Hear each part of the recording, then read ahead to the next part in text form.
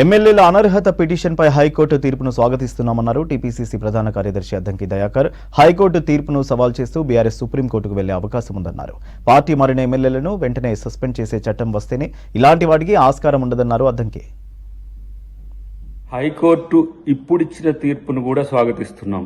ఎందుకంటే రాజ్యాంగబద్ధంగా వ్యవహరించాల్సిన వ్యవస్థల మధ్యన ఎలాంటి భేదాభిప్రాయాలు ఉండకూడదనేదే అందరి యొక్క అభిప్రాయం. వాస్తవంగా పార్టీలు మారిన ఎమ్మెల్యేలని వెంటనే పార్టీ నుంచి సస్పెండ్ చేయడం, పదవి నుంచి సస్పెండ్ చేసే ఒక కొత్త చట్టం వస్తేనే తప్పితే ఇలాంటి సమస్యలకు పరిష్కారం రాదు.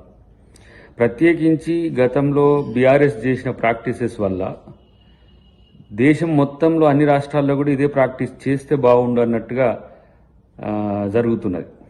బీజేపీ పాలిత రాష్ట్రాలైతే ఏకంగా ఎమ్మెల్యేలని రాజీనామా చేయించే ప్రభుత్వాలను కూలగొట్టిన తర్వాత మళ్ళీ ప్రభుత్వాలను ఏర్పాటు చేసుకున్న పరిస్థితి మనం కర్ణాటకలో, ఇటు మధ్యప్రదేశ్లో చూసిన పరిస్థితి. కాబట్టి పొలిటికల్ ఎథిక్స్ అనేవి క్వశ్చనబుల్గా ఉన్నప్పుడు కోర్టులు, చట్టాలు వాటిని ఏ విధంగా తీసుకోవాలనే దాని దగ్గర చర్చ జరుగుతున్నది.